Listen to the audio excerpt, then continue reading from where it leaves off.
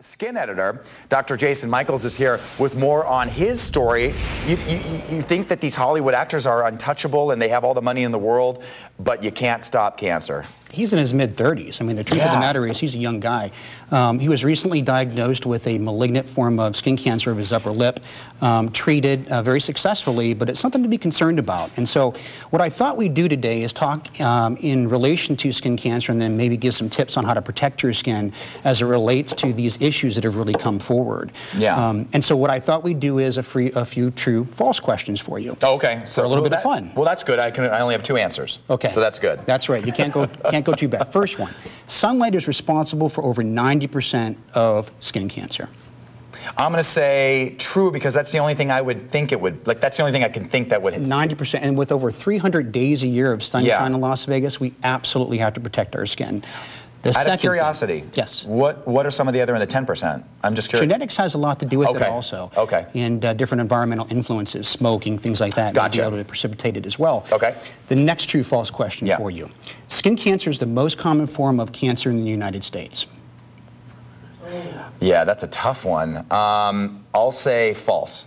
It is absolutely true, overwhelmingly. Over 1 million cases diagnosed a year. So much more than breast carcinoma, much more than any other malignancy that really exists. It's way out there and we have to protect again. So the third one, 1 in 7 Americans will be diagnosed with skin cancer at some point in their life. Well, I'll say true on that because that sounds like a... Believe it or not, Jason, it's false. It's worse than that. So 1 in 5 Americans will be diagnosed with it, and 1 in 3 Caucasians will be diagnosed with it in some form in their lifetime. So, you know, we have to be realistic. The reality is that it's impossible to completely stay out of the sun in Las Vegas. This is where absolutely, right. So what are we going to do? There's actually some nice things we can do to kind of protect ourselves. Okay. Sunscreen, certainly we know about. I'm going to talk to the viewers more about that in a future segment. That's a huge segment. Which is a big thing. The other thing is a product called UV Shield. UV Shield is a sun protective sheen for your car windows or your home windows. Okay. Offers 99.9% protection from the sun's rays. Relatively inexpensive, does a great job, but there's only a few places in town that you can get it, and we're going to list those. Okay. The other thing is that we all like to swim. We like to get outdoors. Yeah, I do it. They actually have some nice tents that provide shade for your pools.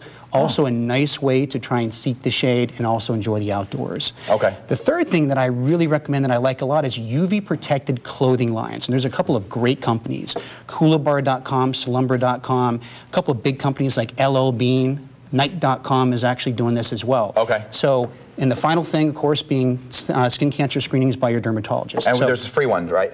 We have free skin cancer screenings that are going on in the month of May, Las Vegas Skin and Cancer. So if you can do sunscreen, you can go to the skin cancer screenings, protect your car windows, seek out different treatments that correct some of the modalities of these at places like Aspire. You can really age gracefully and healthfully. That would be nice.